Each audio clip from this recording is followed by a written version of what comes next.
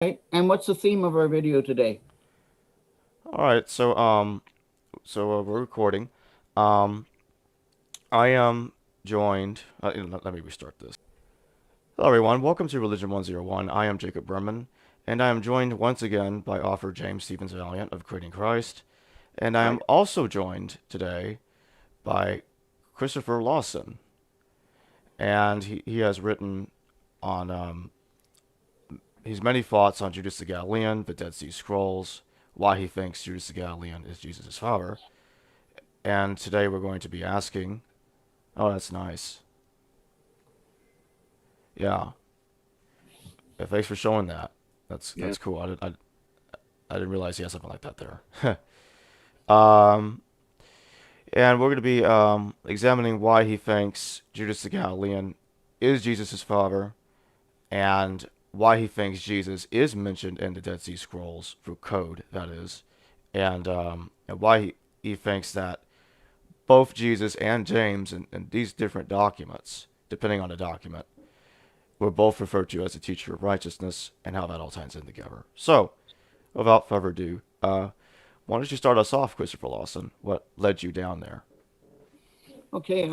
First of all, I studied theology as a devout Christian initially, and I have since recanted my Christian worldview in the favor of a historicist and a secular worldview.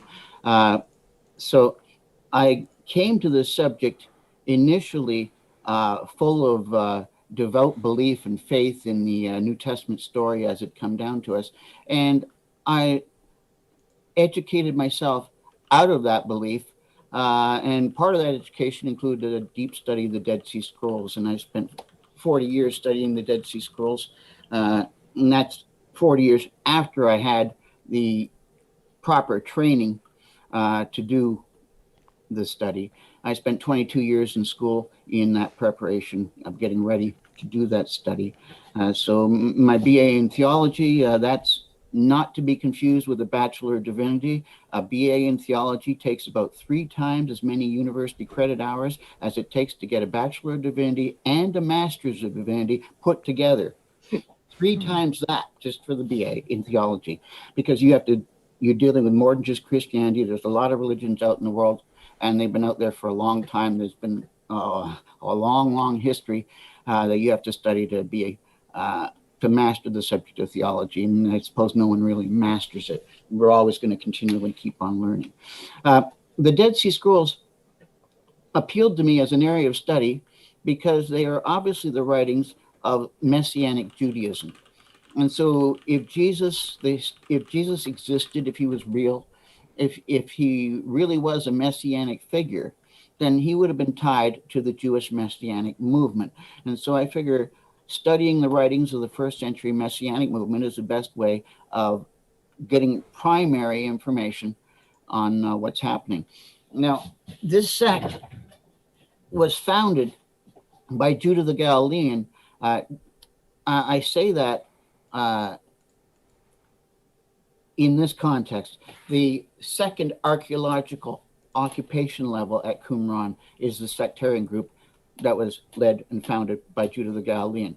Qumran was occupied prior to that by an earlier group that would probably be labeled Essenes.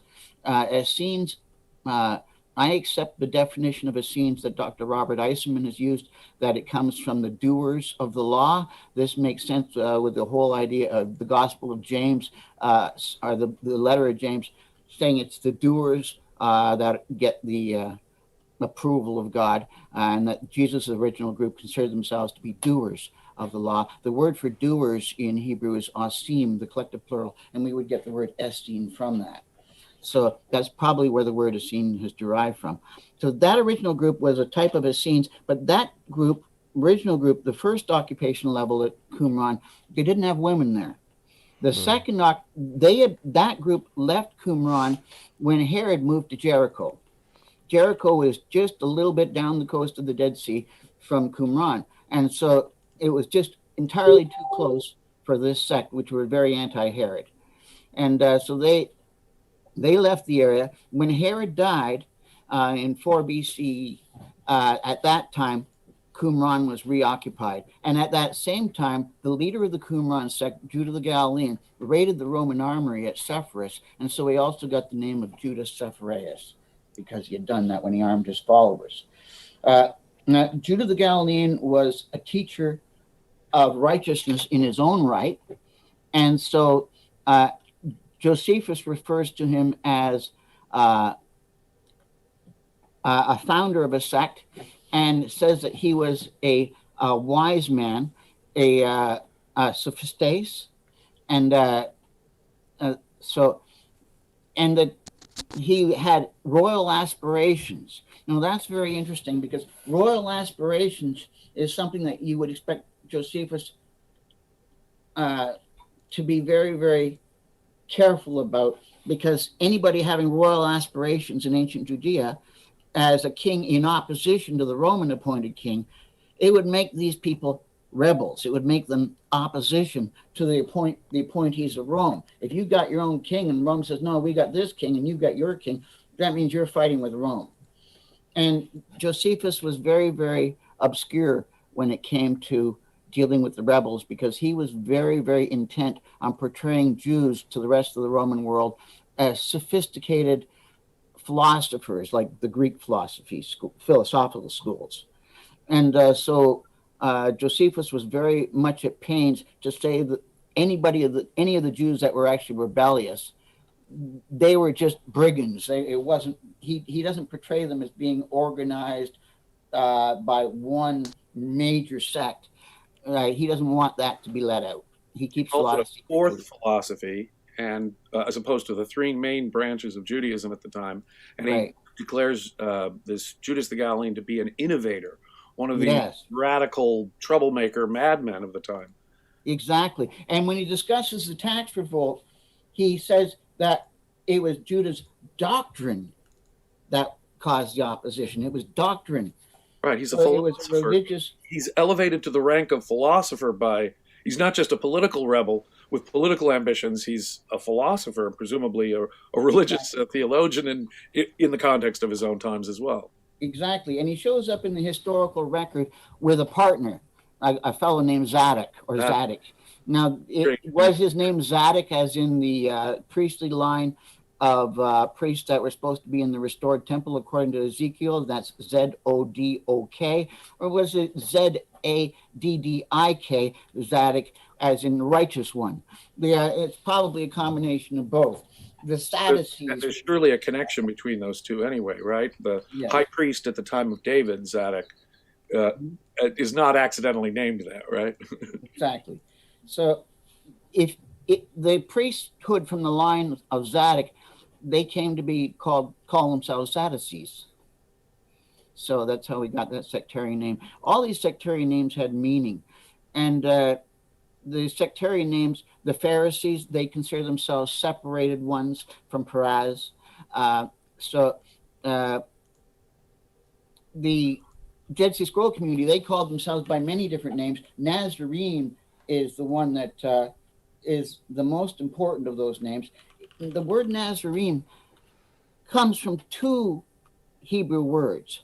Nazarene, first of all, is from Nazor, meaning keeper or guardian, as in a jail keeper or a guardian that way. A keeper of the covenant is the phrase they used, Nazarene Habri. They were also followers of the branch, the word branch being the term for the heir to the throne of David, the Messiah. The Messianic king was called the Netzer. So followers of the Netzer were Netzarim. So Netzarim, followers of the branch, and Nazarene, keepers of the covenant, became known as Nazarene as a sect. Both of those meanings are part of the etymology. So once again, with the well-known Nazarite oaths or Nazarite initiations, different word. That word has a Zion in it, Nazir. The Z in Nazir is not the same as the Z in Nazarene. I see. Okay. Different word. So keep that out of it. People are always confusing the Nazarite vow with that. This is not a Nazarite vow. The Dead Sea Scroll community had a meal of bread and wine. That's not Nazarite vow. Okay, although the leaders occasionally did take the Nazarite vow, allegedly James took the Nazarite vow, but that's an optional thing. And it's a separate issue, and it's spelled differently. It's a different word. And it has nothing to do with the word Nazareth either. Also, there's nothing about Nazareth being attested to as even being in existence in Jesus' time. Right. No contemporary. And those who claim that Nazareth, and even those who claim that Nazareth existed, have only got one house to say this is the village. You know, like, give me a break. So well, some people name their houses. Yeah, you can find one house anywhere here. That doesn't make it the village, you know. And you if you go back to Jesus's time, Jesus's lifetime, there's not one map, not one letter, not one inscription, not one book reference, not one scroll reference, nothing to Nazareth in anything anywhere. So that's not connected at all. Yeah, the burden of proof is on those who claim the Nazareth thing. And you can see how all the New Testament was a rewrite covering up the historical connection of Jesus to this group. They didn't want Jesus to be seen as a rebel, but yet they left all these clues. The New Testament says that Herod was worried about Jesus when he was born as competition. Oh, I can't have a competing king. Let's get rid of that. There's a legend that there were dignitaries from another country coming to as an envoy to offer gifts, that there were portents in the sky, celestial signs saying that something special is happening. And all these signs and all these portents and all these stories are all saying king, king, king, king, king. Then you get to the end of his life and it says, okay, he's on trial. And the term King of the Jews appears 6 times with only 16 verses in Mark 2 in discussing the trial.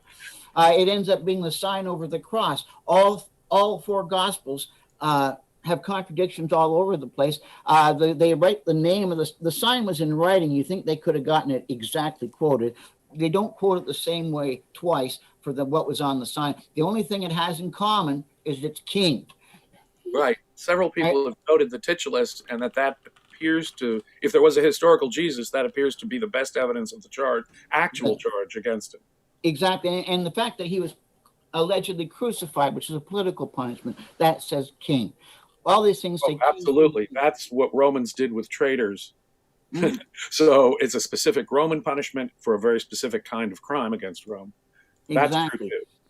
And so none of this makes any sense. If Jesus had been charged with blasphemy for claiming to be divine or something like that, which he wouldn't have, they made in the Synoptic Gospels, right, then they could have stoned him. The New Testament says that Jesus stopped a woman from being stoned, and you hear all these people. They had no way of putting people to death. What are you talking about? Jesus had stopped somebody from putting somebody to death.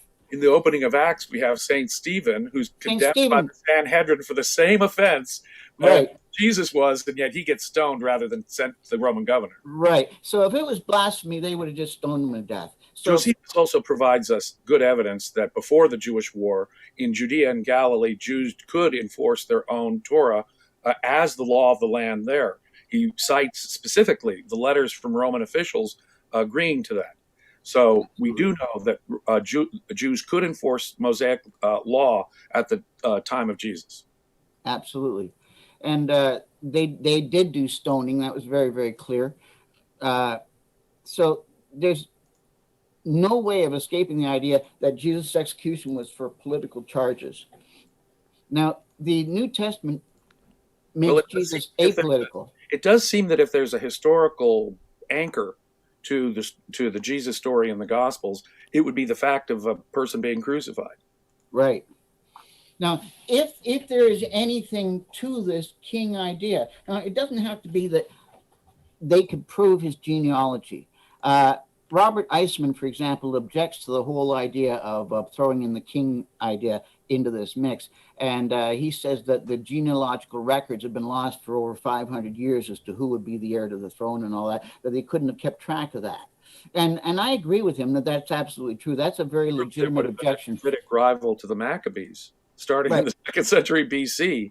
But we do have a strange story told by Eusebius, who's not a very reliable person, writing much later, who says that at the time of the Jewish war, the Romans did hunt down all the surviving descendants of David.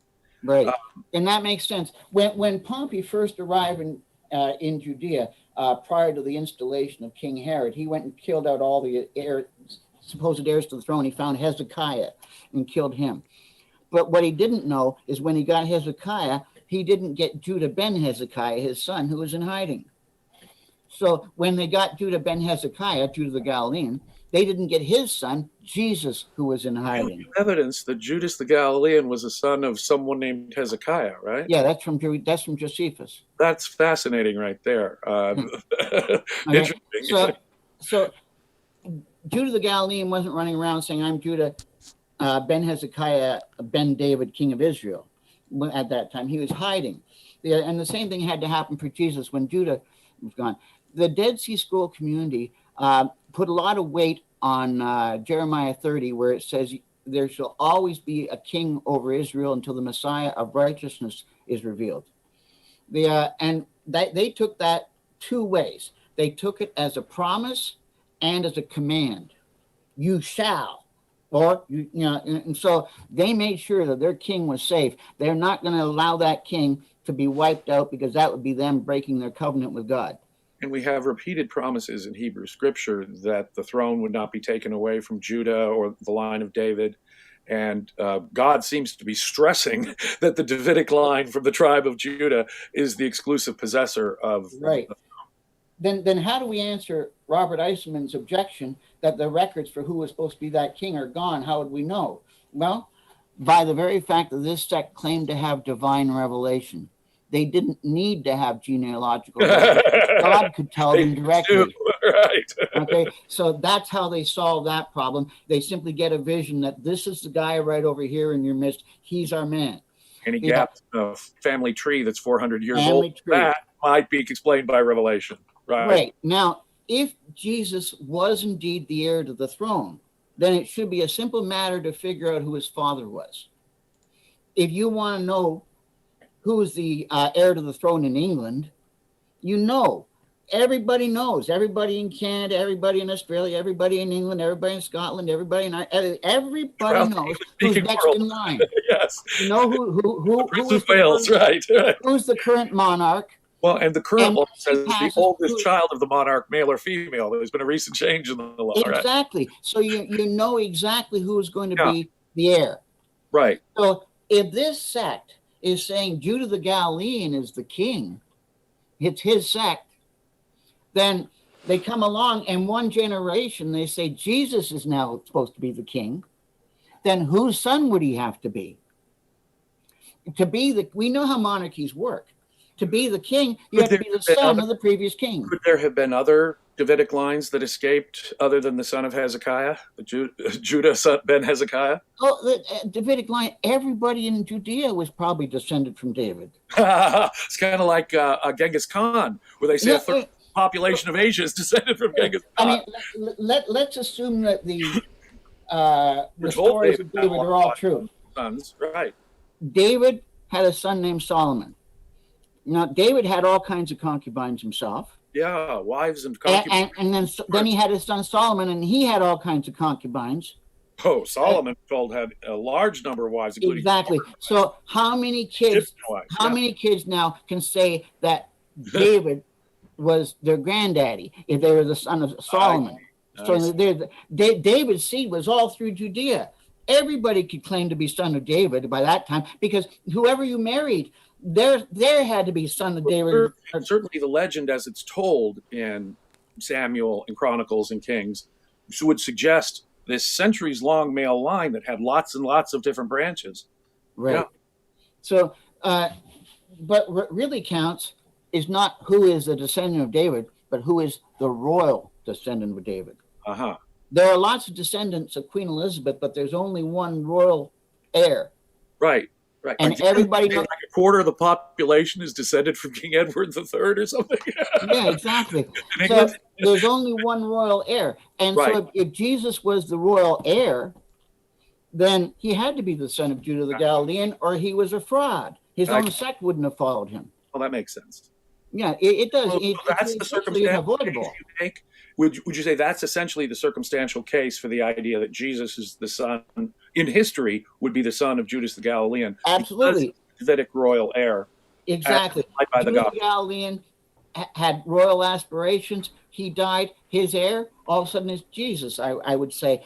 And Then we also know that Jesus would have been 12 years old at the time of Judas' death. It exactly matches the New Testament story about being about his father's business at the age of 12. The part of the New Testament story, it says that Jesus' birth occurred while Herod was still alive. right. Herod died 4 Matthew BCE. tells us that Herod the Great was still alive, so that places it no later than 4 BC. That's correct.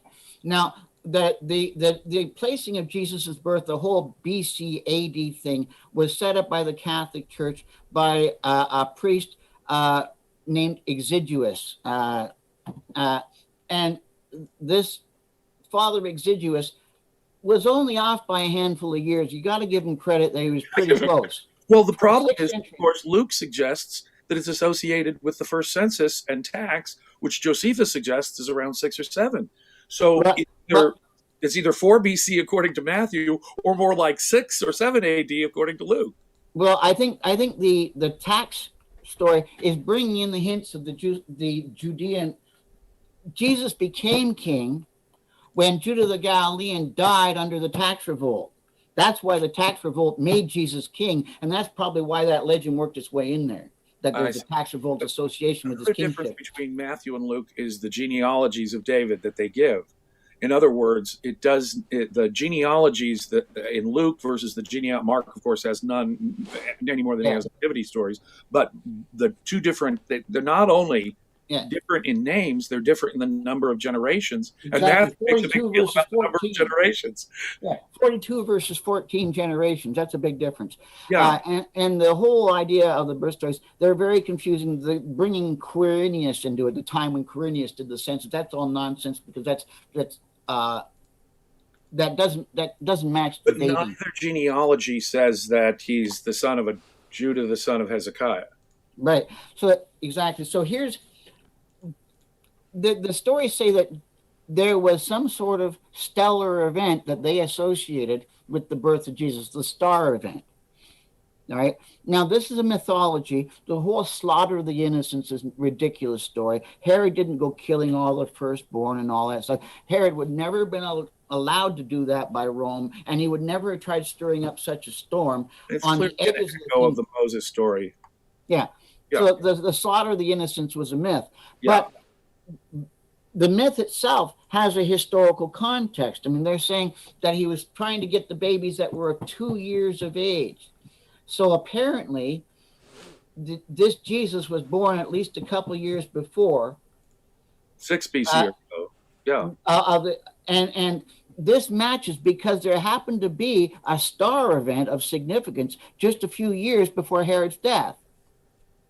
And that's fascinating because, of course, we have confirmation. Prophecy is the image most closely associated with the Messiah, the Messianic star. And we can see that in Jewish coins. We can even see that in the name of the second revolution. Right, yeah. Sure. And then and the whole Balaam prophecy in Numbers 6 all comes into play here. Now, was it just the Balaam prophecy that brought this imagery to play, or was there a historical connection? Well, let's just take a look. We have got Babylonian tablets that describe their astronomical observations from this time period. And they noted that there was a triple conjunction that occurred in 7 BCE that they attributed to being the sign of a birth of a king in Judea. Because the Babylonian tablets say that this triple conjunction occurred with a star sign of Pisces in the background. And Pisces was assigned to Judea. What the Babylonians did is they took all the stars of the Mazzaroth and they assigned each constellation, or house as they called them, to one of the countries around them so that they can make predictions about what would happen in the different countries and things if certain events happen in this with this constellation in the background. Well, then they say, oh, something's going to happen in that country. Right. That other constellation, something's going to happen in that country, etc. Depending on the star's context. Right. So what happened was there was a triple conjunction of the three slowest wanderers. We know them as the planets. That's right. Now they thought them as unique stars. So when we look at Venus and Mercury, they zip around the sun really quick because they're on the inside of the solar system and they move quick. Right. But the planets Mars and Mercury and Jupiter, which are the other three visible planets beyond the two on the inside, they move much slower because they're on much bigger, wider orbits. They'll also do loop-de-loops and do funky paths across the night sky. That's right, because of our precession and our position in the sky, we get these kind of illusions of things. Exactly. Well, in 7 BC, the three slowest wanderers joined together within the distance of the width of the moon. All right. So they stuck together, and because they were so slow, they're slow moving, they stuck together that way for most of the year.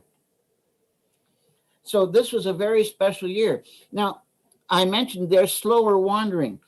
A triple conjunction of the three slowest wanderers is 2,300 times less frequent than any conjunction involving Jupiter or Mercury. 2,300 times less frequent. The astronomers of Babylon knew that, and they noted it as important. So the idea that there would have been emissaries from their country to Judea to investigate this is entirely believable. Magi from the east, inspired by a star. Yes, that's entirely believable. And in the process, it gives us 7 BCE as a very reasonable birth date to set for the historical Jesus. Now, there was no year zero when Father Eschatological set up that system. So between 7 BCE and 6 CE, when Judah died with the tax revolt, is exactly 12 years apart with no year zero. So Jesus would have been 12. Again, everything fits like a glove.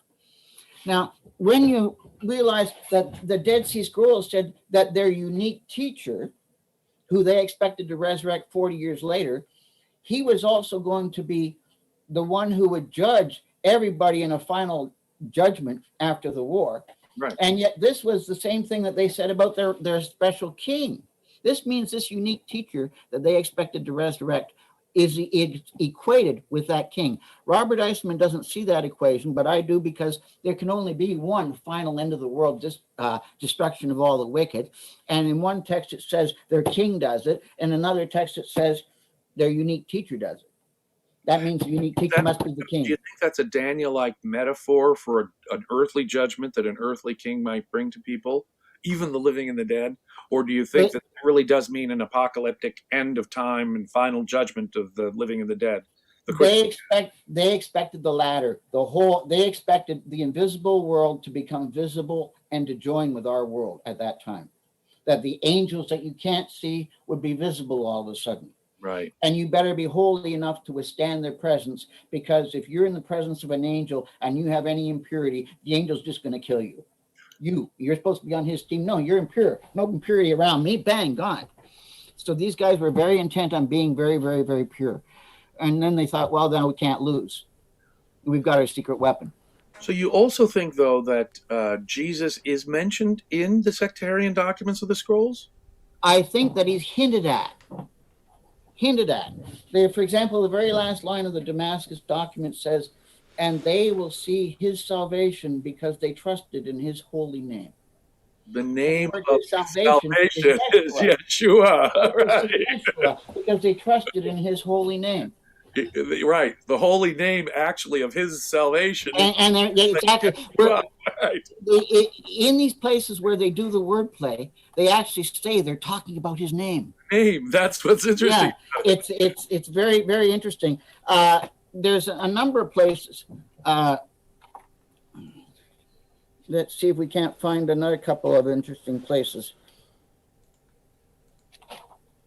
And how exactly is it stated his salvation, is it stated as and they shall see Yeshua. Yeshua? See, they can say it they just like trusted that, in his holy name. right? So It doesn't get any better than that. Salvation, right? Exactly. Yeah. Now there are other places they work the name into like Yeshuatzkel and things like that in the phrases, but they're continually using the Yesha and Yeshua root. And now that's really it always had to be deniable. So if someone comes along and says, well, that doesn't mean that. That's exactly what they wanted to be able to do. They wanted to be able to say, that doesn't mean that. Plausible deniability. To the right people. Exactly. Yeah, plausible exactly deniability. And if they are political rebels, you can see, for example, why they don't name their teachers of righteousness so much as they give titles like teacher of righteousness, wicked priest, and so forth. Exactly. Now, here's a passage from 4Q 434, 436. When you see 434, 436, it means fragment 434 has been joined with fragment 436 because they joined. Right. And now you can read more of the text. Someone had the presence of mind to connect them. Right. Yeah, well, pieces, yeah. So here's in English. Blessed be his name, for he saved the soul of the poor one. He has not despised the meek, nor has he forgotten the distress of the downtrodden. On the contrary, he opened his eyes to the downtrodden and inclined his ears, hearkened to the cry of the orphans. Now here, how much orphans isn't that all by itself, right? Yeah. I suspect that the orphans there are referred to James and Jesus when Judas the Galilean died. Fascinating. And and it says, and inclining his ears, hearkened to the cry of the orphans. In his abundant mercy, he comforted the meek and opened their eyes to behold his ways and their ears to hear his teachings. And he circumcised the foreskin of their hearts and saved them because of his grace. And he directed their foot to the way. The way. The way. Now, okay. Does this sound like Christian teaching? All this language that'll show up in Christian literature. The exactly. Way, the meek, the poor, the downtrodden. And exactly. So there's this really close connection. Exactly. Wow, that is absolutely. And more than that, you have two orphans that could be Jesus and James. Yes, exactly. Now, most Qumran scholars, and I think we still have to say most, although there has been a tremendous challenge to the traditional idea in recent years, still place the majority of the sectarian documents based on carbon-14 dating, sometimes 2nd century BC or late 1st century BC, rather than 1st century AD. Right. Yeah, let's first of all be aware that the Roman Catholic Church has had their thumb on the scale in all these studies. Yeah, the occult has been in control of the scrolls and their interpretation for some time. Yeah, and the carbon-14 datings do not date the writings; they date the parchments, the materials, right? And we know materials were reused and recycled. Exactly. So to say if I take 100-year-old scroll, then you're not going to throw it out if it hasn't been used yet. It's a perfectly good scroll. Oh, no, good. You expect it to last a long time. Right. You're not going to throw it out. And I write my letter to it. Doesn't mean that I lived 100 years before. That's ridiculous. Right. So what you have to do, if you want to know what... More about that, the circumstantial kind of argumentation that Professor Eisenman makes about the timing and when and where they were placed, the variety of material we have there. And the things they discuss. For example, the subject of the delay of the Perusia. That's something that's going to be later. That does seem to be something that would be more associated with the war, actual wartime. Absolutely. Why hasn't he showed up yet? Exactly. Yeah. That's why I'm worried about it. Right. Exactly. The use of parables. Parables used to be thought 2nd century AD. Okay, maybe late 1st century AD. Maybe but late not in Bible times. What's Jesus? These parables how can you say Jesus did parables like the rabbis did? Right. We know the parables from the rabbinic literature, but we don't have it earlier than that. So people are saying the New Testament must be fake because it's got parables in it, and that can't go back to the 1st century. Well, now people are saying the Catholic Church is trying to tell us that these scrolls are from 300 BC, and they've got parables in them. Right. Nonsense. Right, they do. Nonsense. They do seem to have parallels in them, and the parables. The parables are absolutely puts them at 100 BC or earlier. So the parables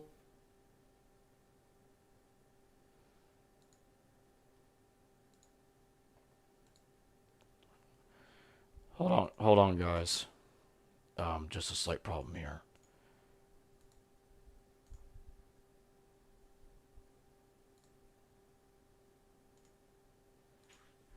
Give me 1 second.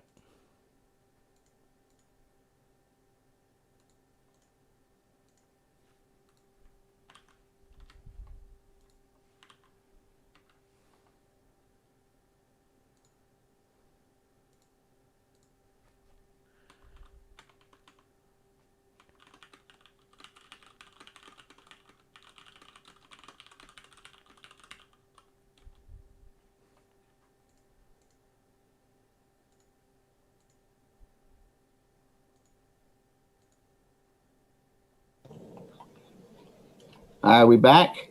Yeah, give me 1 second.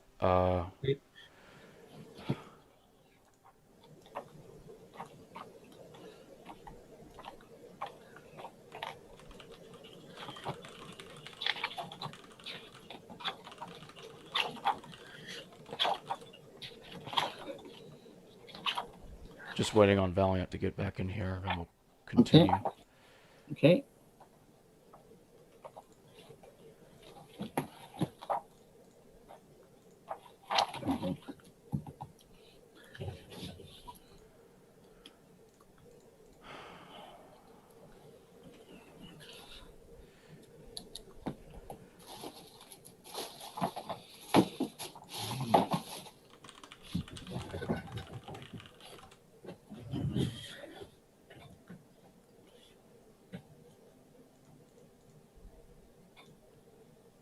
All right, here he is.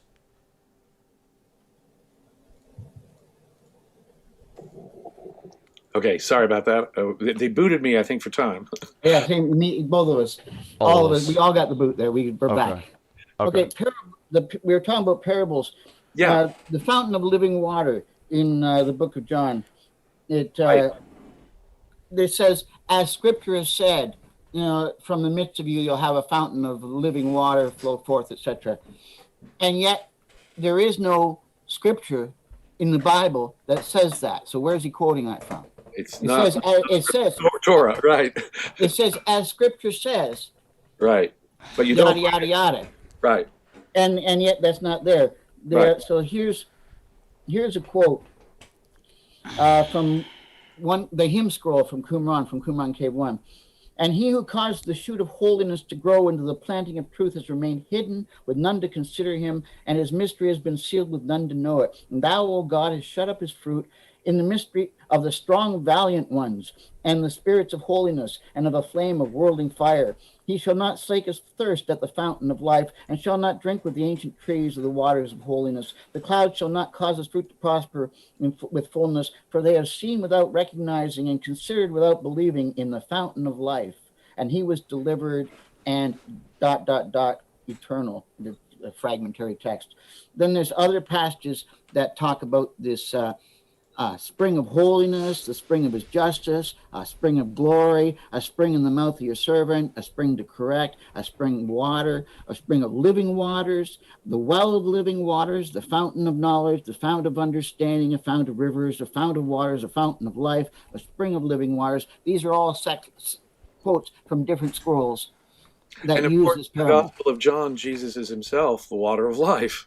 Exactly. So here is the New Testament saying Jesus was quoting the Scriptures, and then he was quoting the Dead Sea Scrolls. Right. Wow. So, I think Professor Eisenman has established, to my satisfaction, that distinct literary, even poetic language to the sectarian documents, it shows up in an inverse fashion, almost exact opposite purpose in the authentic letters of Paul. Exactly. The New Testament changes everything to the opposite. We're talking about the king theme. The Psalm 2 and Psalm 72 were enthronement songs. These are the hymns that would be sung when the king was being anointed. And they talk about how he at that time is adopted as the Son of God when he's anointed. So the Son of God became a royal title to a Jew. A royal title, not a divine title. So the New Testament uses the Son of God as a divine title. and they switch it around. Fascinating. Yeah. Fascinating. Well, the suggestion in the New Testament that he is the son of a virgin, for example, seems to say he's literally, in a sense, the son of God, not just a metaphorical son of God like a Davidic king. Yeah, and that's all the New Testament myth, which is Romanizing it to be like a savior god, hence the son of a virgin idea, like Attis and Osiris and Adonis and all these others. Not an earthly king, not a Davidic king. And not an earthly thing. That's part of the misinformation. Meanwhile, was it the Gospel of Peter? I believe one of the 9 commodity texts says, and one who knows his father and his mother shall be called the son of a whore. So that's straight. Yeah. You know who your parents are, and you're called a bad name for your parents. Exactly. So here we have basically Jesus' side of the story is, yeah, we expect you to call us names and to call my family names. The New Testament also portrayed Jesus' family as calling Jesus crazy. The Gospel of Mark says your father, your brother, your sisters, and your brothers and your mother are outside, and they want you. And Jesus is saying, well, my brothers and my sisters are the people here who are doing.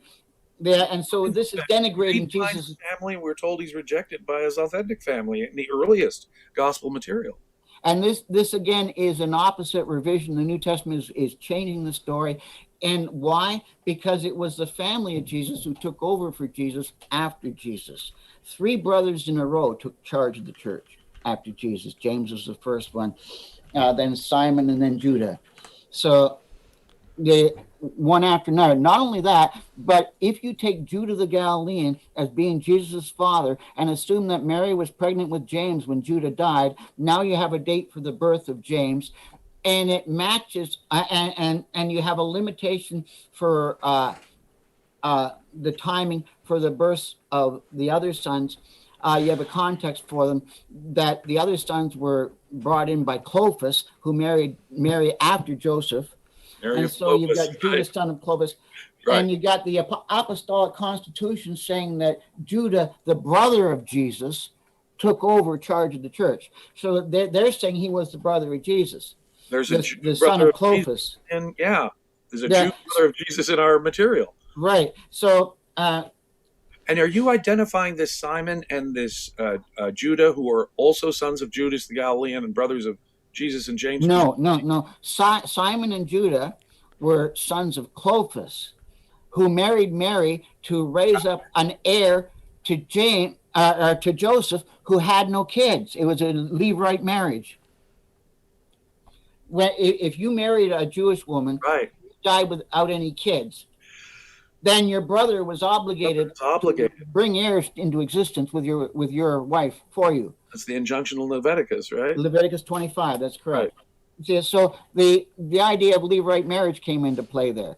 And this when you know these dates, all of a sudden we know the ages of these disciples, and it exactly matches the ages that they're described at the time of their martyrdom, centuries or decades later. So would you say that it all fits? Can you historically identify this Simon and Judah with specific characters from Josephus or history? That's always difficult because of several factors. Josephus is deceptive intentionally, and all the more so when you come close to the rebellion or anybody who was opposing Rome. And number 2, the names involved are all common names. So it's easy to have misdirection. It's easy to go off on a red herring one way or another because Judah's a common name. Yeshua was a common name. Are we not told that sons of Judas the Galilean were crucified around the year 46? Yes, and one of them is named Jacob, which is the James match. But James was said to be stoned to death according to the Clementine recognitions and Paul. Josephus places an execution of James, the brother of the aforementioned Christ, in 62. Right, and I agree with that. And it's interesting when it comes to James in 62, how at that time there was a big expectation centering around Jesus. what's the expectation about Jesus when it's almost the 70s? Well, Right. it fits with this 40-year. Right. If He's he's been this righteous. 40 years, right? And this is a key thing for our listeners to realize. The original expectation for the resurrection was after a 40-year wait, reenacting the Exodus. Right. And so, and the Exodus, wilderness for 40 years before getting to the promised land because of their sin at the foot of Mount Sinai. That's the story, right? And then when they had gone through that 40-year waiting period, it concludes with a Joshua figure leading them into the promised land and taking control of the promised land. Parting the Jordan River, succeeding Moses, taking a new name. Right. So now, with salvation. Right. Right. So now we have the parallel. Joshua is the Hebrew way of saying the Aramaic Yeshua, which is the same as the Greek Jesus or English Jesus. Okay. Joshua and Jesus are the same name in Hebrew. That's the traditional understanding. Right. So the Exodus ended with a Jesus figure taking control of the promised land. Well, that's exactly what the sectarians expected with a 40-year wait in their time, in their generation. And then all of a sudden we have Canaan and bring the walls to come tumbling down. I see. And then we have these little pieces in Mark's gospel saying that Jesus allegedly said, there are some standing here who will not taste death until all these things are fulfilled. Well, a 40-year period, that's believable. That's possible. There might be some in any given crowd that might still be around 40 years later to see the conclusion. Well, it does seem, though, awfully convenient because Mark 13, our oldest version of this prediction of Jesus, appears to have detailed knowledge of what actually happened in the year 70. The utter destruction of the temple, the famine, even the army. That's because it was written after all that had happened. So it's easy to write a prediction of what's going to happen if you just watched it all happen and you're pretending you wrote it before. Right. Right. So, like most prophecies, it was written after the event. Exactly. Right. So, of course, you're going to be very, very precise. Mark's gospel basically turns everything in the opposite from what the original group were teaching. The original group were very, very strict. They were fighting Rome because they were pro-Torah. And the New Testament gospel, Jesus, is anti-Torah. It's like the Torah is old news. It's very by the time you get to John, it's anti-Semitic. Paul is an outright critic of Torah. Mark appears to accept Paul's approach. Matthew seems to take a step back a little more conservatively towards Torah, although even it is what you couldn't call Torah orthodox. Right. And by the time you get to John, it's outright anti-Semitic Christian literature. Absolutely. The anti-Semitic nature of the New Testament is very clear when you read passages like, and the Jews said, let his blood be on us and our children forever. Matthew is considered the most Jewish of Gospels. Yeah. It's odd that the most conservative, Jewish conservative gospel actually has the Jewish people voicing they're taking collective responsibility for the death of Jesus. His blood is on us and on our children, the very generation that would suffer during the Jewish war. Absolutely. And while we were talking about parables, I'll just mention some of the parables that are included in the Dead Sea Scrolls. Building on a rock, the good shepherd, sowing wheat or weeds, treasure in heaven, seek and find, hidden treasure, stones calling out, what exchange for your soul, the light, the way, clay in the hand of the divine potter, turn your cheek, fishers of men, gold purified by fire, the shoot, fishers of men, fountain of living water, we already discussed. So these parables... Is there something equivalent in the Dead Sea Scrolls about storing up your treasures in heaven rather than on earth where they rot? Yes. I would be fascinated. Can you cite that for us?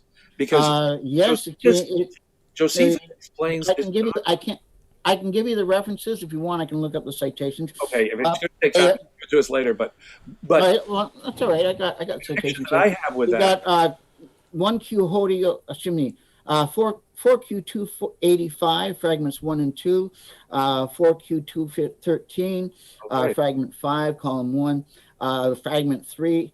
And these are all on Martinez's book. Thank you. Page 120. This book, Yeah. Martinez translation of Dead Sea Scrolls. Got it. We can go to page Treasure in Heaven. We have a story in Josephus 123. that this very doctrine, don't store up your treasures here on earth but in heaven, was taught at the court of Adiabene, which had converted to Judaism in the early first century. Right. So that doctrine actually makes its way from Adiabene into Jesus's mouth. Is it the same? What it is clear to me to be Platonic dualism. It's also in the Bereshith Rabbah.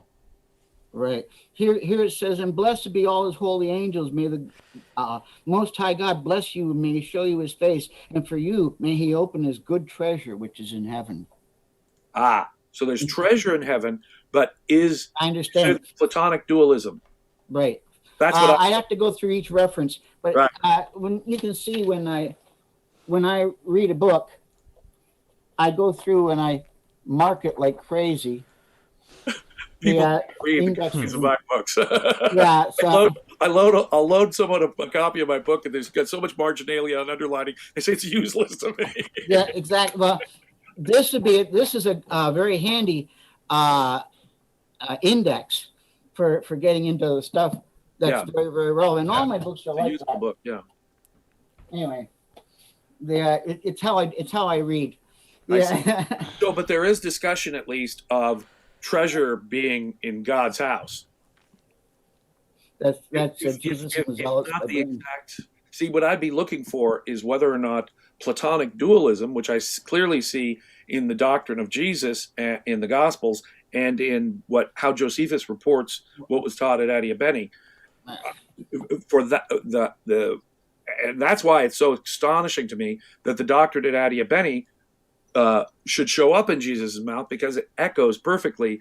Not only there's treasures in God's house, but that's where we store up our actual treasures, whereas here on earth there's the material, below grade material that will decay and rot. Right. That actually includes sophisticated Hellenistic philosophy as part of it, something I would be curious to see if it was in the Dead Sea Scrolls. Well, the Dead Sea Scrolls are full of dualism. In fact, Judaism is full of dualism anyways. And certain Greek ideas that influenced Judaism long. It wasn't just Greek. Dualism goes all the way back to Zoroastrianism, and they spent a whole period in Babylon. So from the time they got out of Babylon, dualism was ingrained into Judaism completely, all sects of Judaism.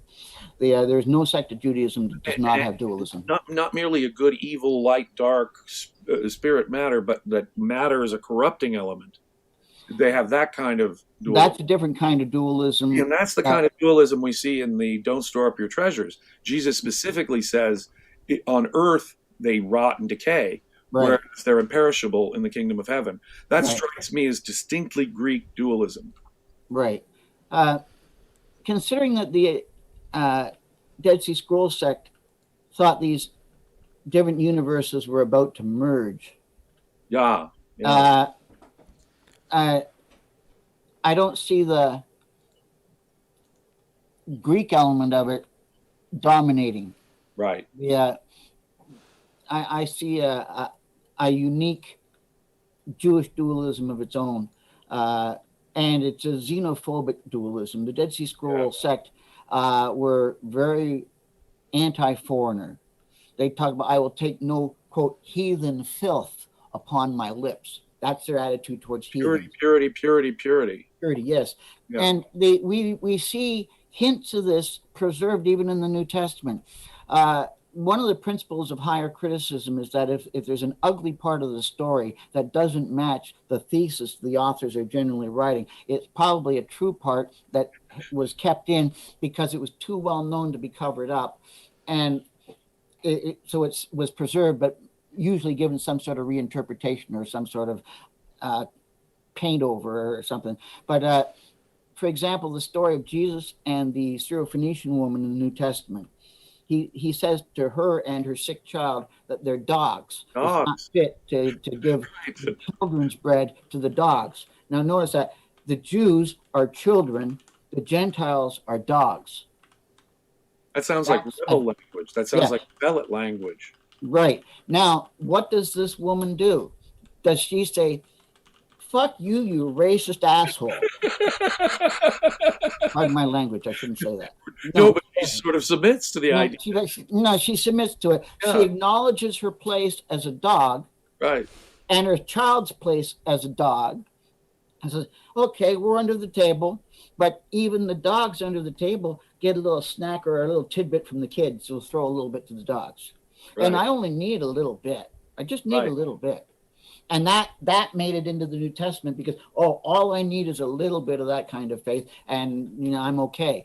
Yeah, that's New Testament pushes that kind of story. So this gets preserved, and they totally slipped by the idea that it was showing the original racism of the whole thing. So the original language about dogs is probably language that comes straight from the rebels, who, these orthodox nationalistic rebels who are all concerned with purity. Whereas even as Matthew has retold the story, Jesus helps the woman, even against what the disciples tell him to do. And the woman actually has a comeback because even dogs get crumbs. So there appears to be a softening. What Matthew, if anything, what Matthew's doing is he appears to be softening language that comes from the Jewish Messianic movement that simply was so well known it couldn't be changed. It had to be explained. As a little aside, this, by the way, gives us a little clue about the entheogenic element as well. There is something in the bread that did healing. It wasn't just bread; it was medicine. And so, if the bread is also a medicine, then it's an entheogenic bread. And we know from this story, put stuff in bread. The bread, yeah, the bread. The children's bread is what she needed to get the child well. Jesus didn't go and say, snap his fingers. Jesus said, have your child eat some of this.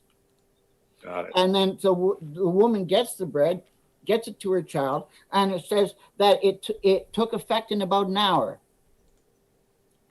So that's a clue about the entheogens, that if you eat it within bread, it'll take about an hour to take effect. Right. And we know they had opiates and cannabinoids and things that could have been analgesics. Absolutely. In fact, cannabinoids, you mentioned, cannabinoids are from cannabis, marijuana. Yeah, the marijuana is actually mentioned in the Bible several different times by different names. It's mentioned in the anointing oil formula in Exodus chapter 30, verses 23 to 33. And it says the anointing oil would have 250 shekels, or 9 pounds, of cannabosum. Canna is the Hebrew word for cannabis, or it's also the word for basically fiber or hemp, but it's more than that. The word kana is part of what we call a word cluster. Word clusters are when a word in this language means a certain thing, and the same sounding word in a completely different language means the same thing.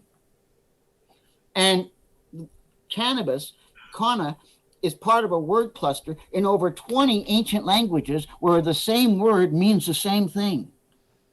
Wow. Yeah. So the word kana comes from the Indo-European word kana, which comes from the Proto-Indo-European word kanap.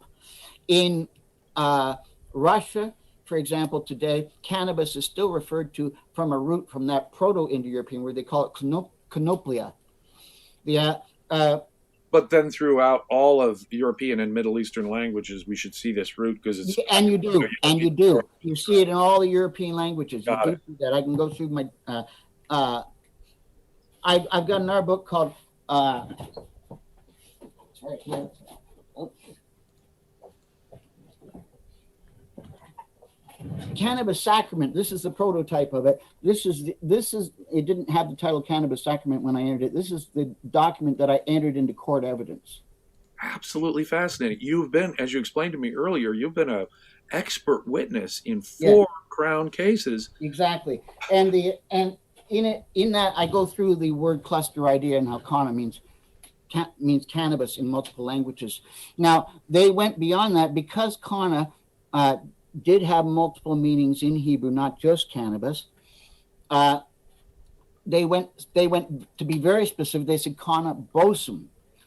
Bosum means euphoriated or aromatic, and a related word hithbosum means inebriated. Yeah, so they said, get us the smelly, head spinning kind of cannabis, and that's cannabosum. Or the oil that they would use to anoint priests and kings. That's right, exactly. They took 9 pounds of cannabis and distilled it into 6 liters a hin of olive oil. So they had this very concentrated cannabis oil that they sell exactly. in legal states where it's legal to buy it. Yeah, exactly. Wow. In fact, let's see if I have a picture of the way they made their oils. By the way, I got this copy signed by the other expert witnesses in that court case. Including Carl Ruck, who's the world's foremost authority on ancient mystery religions. And Carl wrote a little blurb for 2 of my books. Thank you very much, Carl. Anyway, about reconstructing Jesus, Dr. Carl Ruck of Boston University, professor of classical literature there, Ivy League professor, says this. Says, quote, reconstructing Jesus applies the simplest of methods for investigating the sources for an historical account and comes up with a very plausible documentation of the Jesus event as mythologized history, whose actual happening makes much better sense.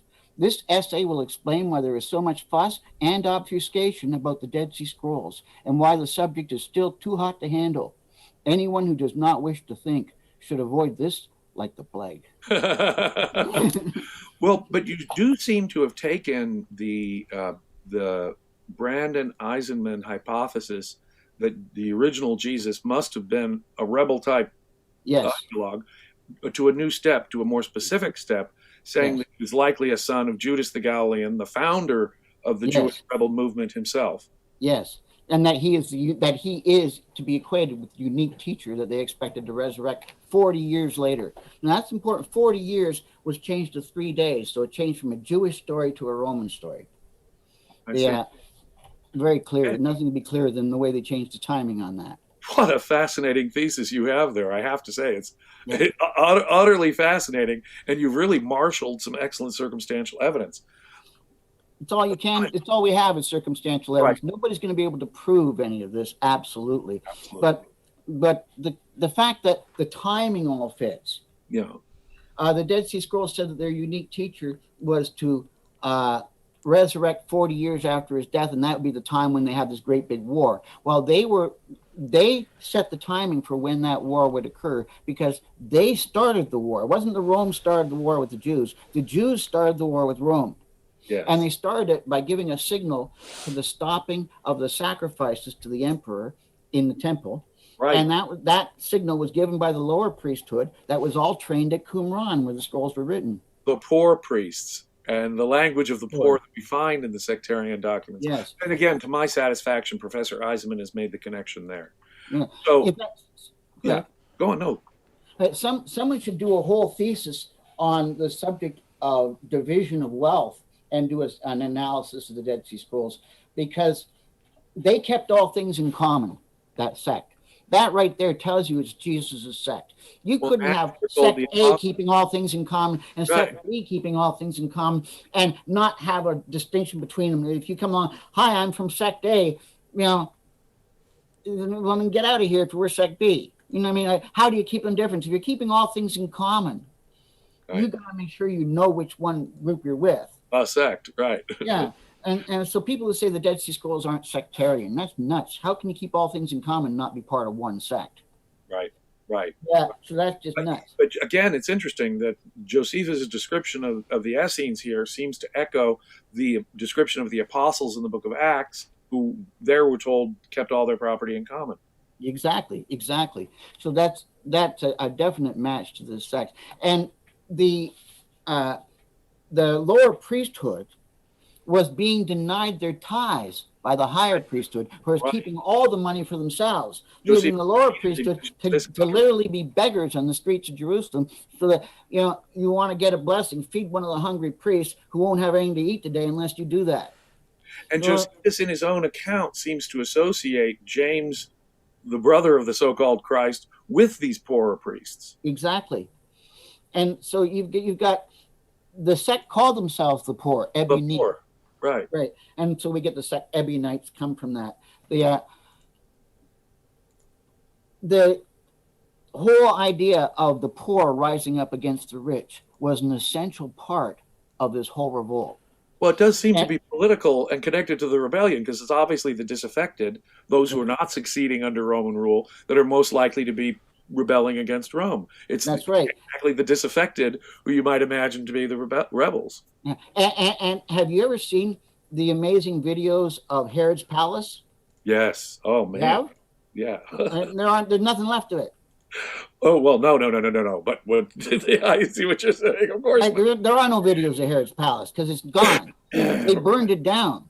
Yeah. Well. Yeah. They burned it down at the revolt. So it was the poor versus the rich. Another thing they did during the revolt is they went into Jerusalem and they destroyed all of the debt records. Right. And again, you'd imagine that would be part of the rebellion too. Exactly. Right. The poor and the disaffected are going to get back at these Roman cooperating people who hold a whole bunch of debt against them, I'm sure. Exactly. So the whole thing was covered up in the New Testament. It very much was a political phenomenon.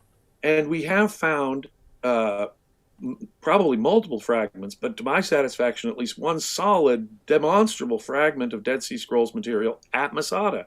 Yes. So if we have Dead Sea Scrolls material confirmably at Masada, probably multiple instances, that would seem to connect the rebels, in fact, the rebels at the very end of the first Jewish war, with the ideology of the so-called oddball sectarians at Qumran. Yes, and it's interesting that the people at Masada, they are the only known members of this sect to survive past AD 73. They were put down in AD 74.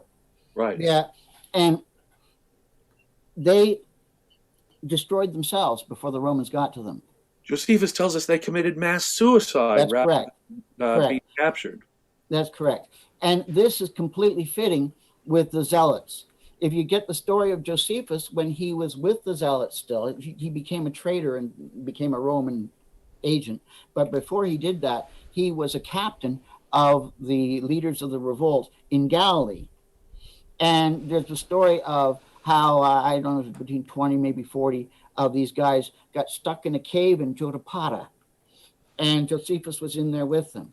And so they all decided, instead of being caught by the Romans and made into slaves or to be crucified and have horrible slow deaths, that they would just slit each other's throats and be done with it and leave the Romans with no bold victory. And so they each helped each other with this dying dignity. And Josephus arranged to be the final holder of the blade, him and one other guy. And the two of them said, okay, we're not doing this. We got rid of them. No one's going to so they're all dead. Sort of sneaks out of he went off. The pack that he joined. Exactly. So what a slime ball. And then Josephus then led the Romans to the hideouts of all his other buddies. He said, well, if you're going to work with us, then you better do this for us. And he did. So Josephus was a slime ball. And a traitor to his own cause. And he gladly admits he was such a slime ball, he's not even ashamed of his slime ball nature. He's to confess that he's being used to interrogate and torture prisoners. Exactly. He's giving them inside information, working as a translator. Josephus, in effect, confesses all that, at least circumstantially in his own account. Right. So let's get back to Masada. Masada, the Romans had them surrounded, and they're working their way up. They built a big ramp up. Vast ramp, right? An enormous ramp. That and a slope that was enough that not so steep that they could get their battle equipment up. So it was an amazing achievement that they did this. It just shows the stubborn determinedness of the Romans. You just didn't want to mess with Rome. And their war machine was at its peak in the first century. Right. And now, if these guys believed in the resurrection and they expected Jesus to come back after this 40-year period and beat up the Romans for them, Jesus was already overdue according to the prophecy at that time. And here we have all the language of the delay of the Perusia thing, the delay of the second coming. That whole idea Right? How do Exactly. we deal with the fact that he hasn't arrived? Exactly. He really should have arrived by now, or we And expected him to arrive by now. exactly. And these people did believe in a resurrection. How do we know that? Because there was a scroll buried under the middle of the synagogue floor at Masada, and that was a scroll of Ezekiel 37, which talks about the dry bones getting the flesh and the resurrection. Fascinating. So, Yeah, and yeah. in that same synagogue was a copy of the Jubilees scroll and a copy of the Songs of the Sabbath Sacrifice, both identical to the K4 Qumran texts. So these were resurrectionists. Resurrectionists, and the time had passed. They gave up and killed themselves. How much of that was to defeat the Romans, and how much of that was because they're disappointed Jesus didn't come back? Who knows? Well, it does seem like an act of extreme religious zealotry. Right. Almost like Al-Qaeda suicide bombers or something. These guys were very much in that vein, and they were up against the same kind of military superiority on the opposite side, that they needed to do the hit and run tactics like that. And in Judea, the karst topography of Judea is perfect for that. Karst topography means there's holes in the ground everywhere, and it's lots of limestone caves. So, do you, as well as Professor Eisenman, identify Theudas with Judas the Galilean, or the name Judas? There seems to be some composite formation of how these were put together, because there are stories about Judah, there are stories about Theudas, there's stories about Thomas. For example, suppose Jesus' brother Judah looked a lot like Jesus. He's not a twin because he's a little brother, but he may have looked a lot like him. Right. Then he might have been called twin. That means he could have gotten the name Thomas. Thomas is the word twin in there. Right. So if they're just calling him, there's the twin. Right. They'd be calling him Thomas, or it could have been any other brother. It could have been, a different brother. But Jesus may have had a lookalike brother, and so hence the name Thomas comes into existence. The story of doubting Thomas was a New Testament invention to prove that Jesus wasn't just otherworldly. The resurrection was a real physical resurrection of the body 3 days later. Put your fingers in the hole and all that. Right. That's obviously the doubter who has to touch. Right. Yeah. So that to me is all mythology that's put in there, that's written specially to make a specific point. About physical resurrection, perhaps, and about early doubts in the church. It's basically they're trying to push their variation of the story and say, don't confuse it with the opposition variation of the story. This is what we mean. And they've invented Thomas for that, and they call him Didymus Thomas. Well, Didymus is the Greek word for twin. Yeah, Thomas the two. Thomas is Thomas is twin. So yes, his name is Twin. That's weird, isn't it? That's made up. That strike one is odd. Yeah, exactly. Let's just not buy into that one. Right. So they've changed the story in so many ways. It's really hard to stop your head from spinning. The only secure way of knowing which story is genuine and which is not is to immerse yourself in the Dead Sea Scrolls, because now you're first century. That's good. So if it's earlier or later, it's going to be a distorted version of the story. You want it right from the right time period. Well, the Dead Sea Scrolls are the right time period. So first century, they're Jewish, good. So it's not the Romanized version of the story. It's not even a foreign version. Like maybe they might have had a different version of the story in Adiabene. They might have had a different story in Damascus. This is the Jewish version. So you have, in effect, an even stronger argument than Professor Eisenman. You go even further with the evidence and the point that what we have in the sectarian documents of the Dead Sea Scrolls are the documents of the Jewish rebels of the first century. Exactly. So you got the first century Jewish messianic movement's writings. So Right. immerse yourself in that, and wherever anybody else differs from that, you know that they've gone off track. And they do seem to meet the bill. They're Torah Orthodox, nationalist, militant, and violent about everything. Xenophobic, anti-Roman, They're expecting an apocalyptic war. believe in resurrection, believe in angels. Right. Oh, yes. They have a complex angelology. Yeah. I mean, that's not Sadducees. No. Sadducees don't believe in resurrection. Sadducees don't buy into Jesus angels. tells us that the temple Sadducees, at least, didn't believe in resurrection. Right. So you get some people like Schiffman and Norman Golb trying to bring in every sect into the Dead Sea Scroll community. Norman Golb says it's multi-sect. Schiff says, they were Sadducees. Nonsense to both of them. Well, they're both leading experts. Yeah. I tend to agree with you. I tend to think that you're right, that we're talking about a distinct sectarian group. Yeah. And very distinct rituals, practices, rules. Exactly. What is more clear than what they said in 4QMMT, the Maha concerning some works of the law? This scroll is very, very clear. I just want to let y'all know that the call is about to restart again, so I'm going to send you all the link when it does that again. Okay, very good. It says, quote, "We broke with the majority of the people and refused to mix or go along with them on these matters."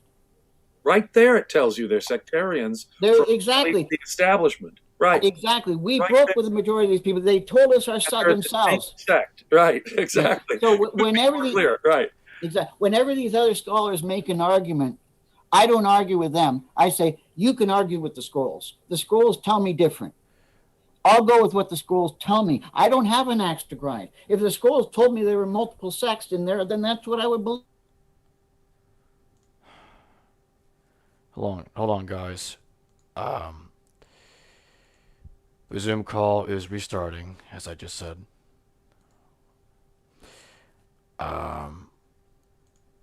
I will get them back on in just a moment.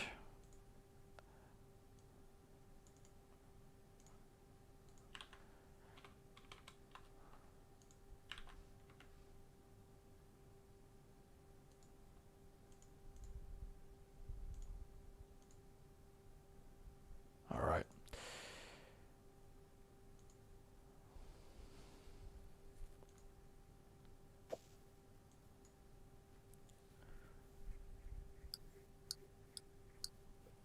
Get rid of that noisemaker. All right. We're back. You did that. You're getting very good at this, James.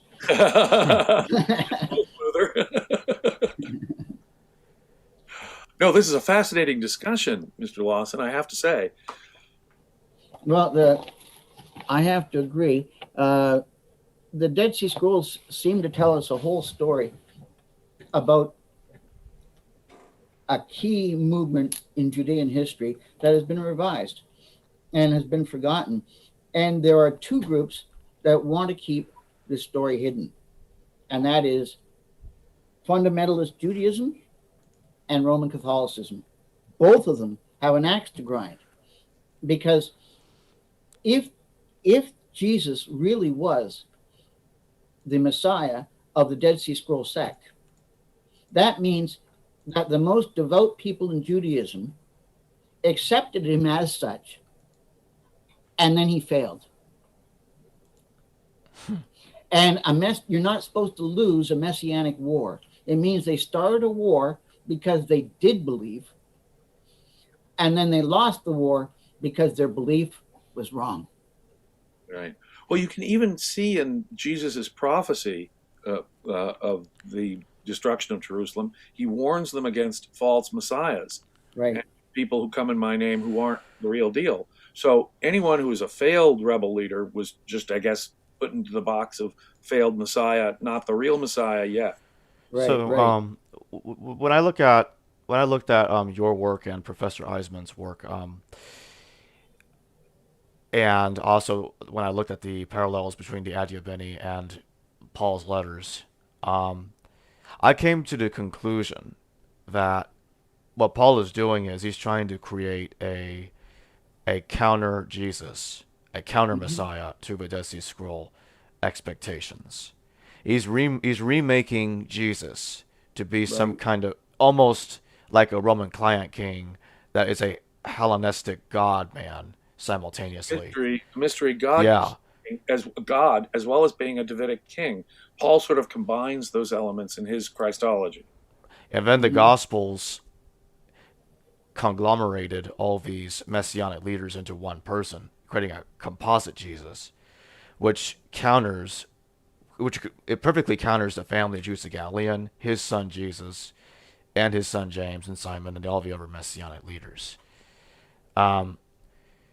That's basically what I think is going on. Do you agree that Paul used Hellenism to create a counter Jesus? Absolutely. Paul's Jesus is a cosmic, out of this world Jesus. Right. Paul's Jesus is Jesus in space. The Jesus in the sky with diamonds. It's That's a good one. I like that. It's a totally mythological thing. Paul's Jesus is antinomian, yet the Messiah was supposed to defend the Torah. So now how can the Messiah come and do away with Torah? That's absurd. That is astonishing. He criticizes Sabbath. He criticizes a kosher diet. Nothing you put in your body is impure. He's arguing with Jewish legal authorities throughout all of the Gospels. He appears to be he calls a Roman centurion the person of greater faith than any contemporary Jew. Yeah, than any Jew. Yeah. He doesn't appear to be a Torah critic, if anything. Yeah. And Pilate washes his hands and says, "This is an innocent man." The Romans see Jesus at his worst ever so briefly.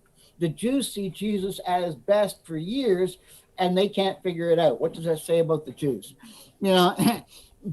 Jesus's disciples can't figure it out, and they see it. It's ridiculous. That's got to be a reflection of the politics of the New Testament. If the disciples, who seem to be often thinly veiled metaphors for rebel leaders, Judas the Sicarii, perhaps they have, Peter cuts off the ear at the time of the arrest. They appear to be rebel type people, and yet they are also depicted as dolts, not getting the real message, thinking that the first on earth will be the first in heaven. No, the first will be the last, and the last will be first. Right. You guys don't understand it at all. Jesus keeps telling them.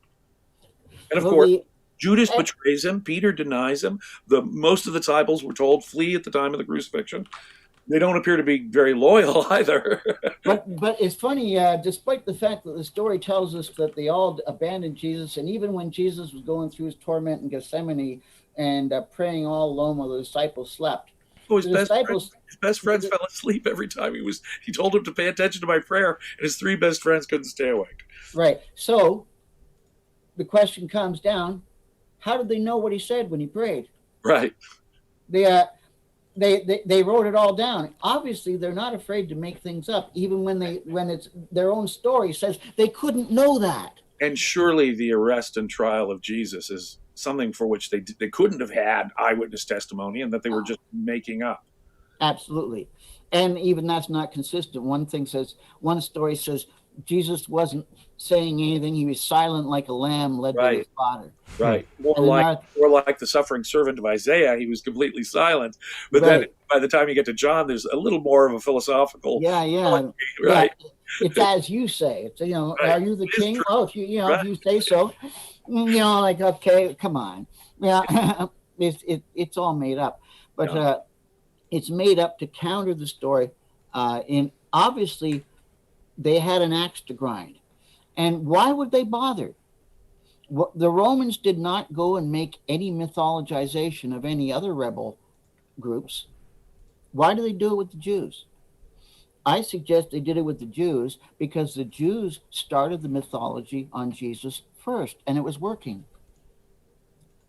The Jewish mythology was he's going to rise 40 years later. That's what the Dead Sea Scrolls tell us. That's their mythology. The Dead Sea Scrolls are the first mythology about Jesus. I see what you're saying. So they've already said he's coming back in 40 years. Only picking up Oh, and this is why we can see a mortal Jesus, at least, in the Ebionite literature that leads straight into Islam. Right. Exactly. You got a mortal Jesus that they expected to resurrect. And so That's a good explainer of things. Yeah. Yeah. And you have all these Christian apologists saying, oh, these disciples, they were persecuted and crushed by the Romans. Why would they have gone on in their faith with Jesus if he didn't resurrect? You know, he must have resurrected, and that's why they were willing to face death and torture. And that's the whole Christian shtick, right? Right. Yeah. But what if it wasn't that he had resurrected, that was what stirred them, but it was the proposition that he was going to resurrect, the 40-year wait, that the Exodus story would be reenacted, that's what gave them faith to wait. And that's a different idea, and it doesn't require miracles. Right. That's a fascinating argument. Now, in Corinthians, when Paul gives what is considered to be a pre-existing formula of appearances, and Jesus was crucified, and then on the third day, right? And he appeared before James, he appeared before Cephas and the 12, and last of all to me, that formulation.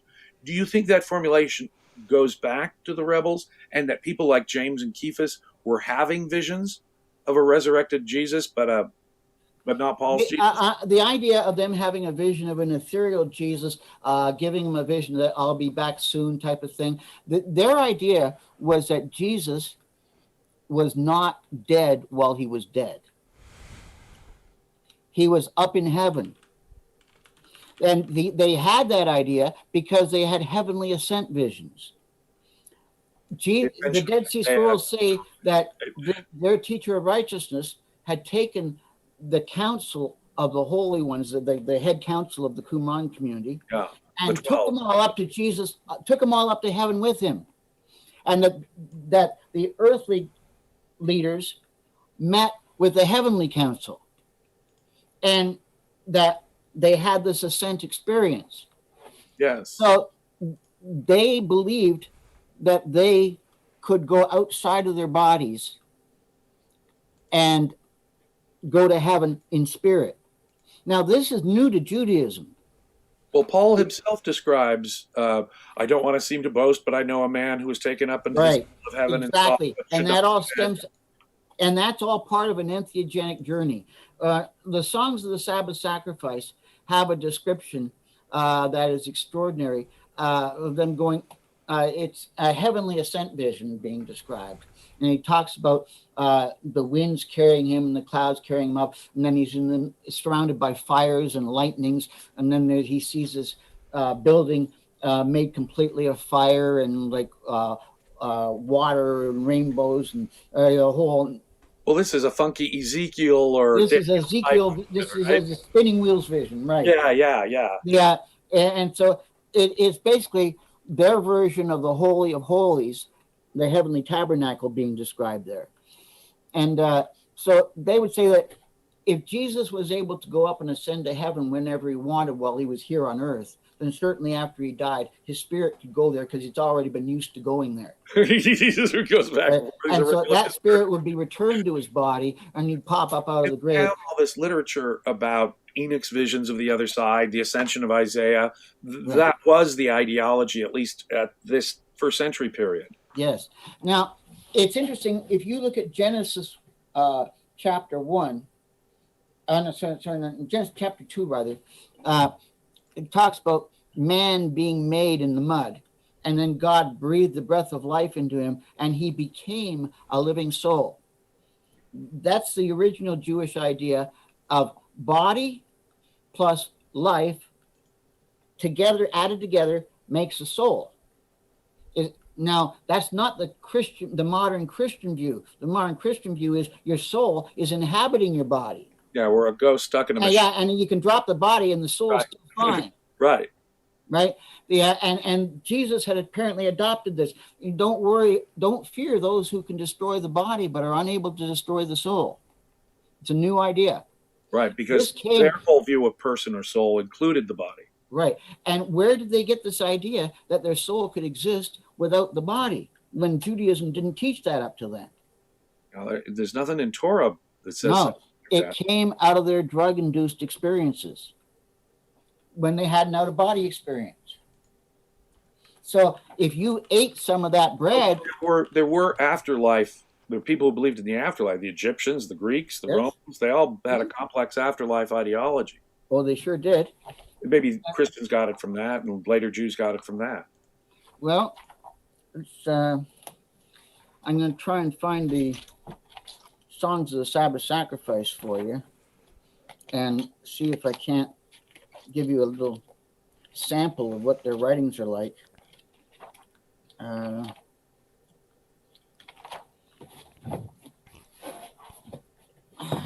see. I have so much material that I have to get it all. Hard to find. Let's see.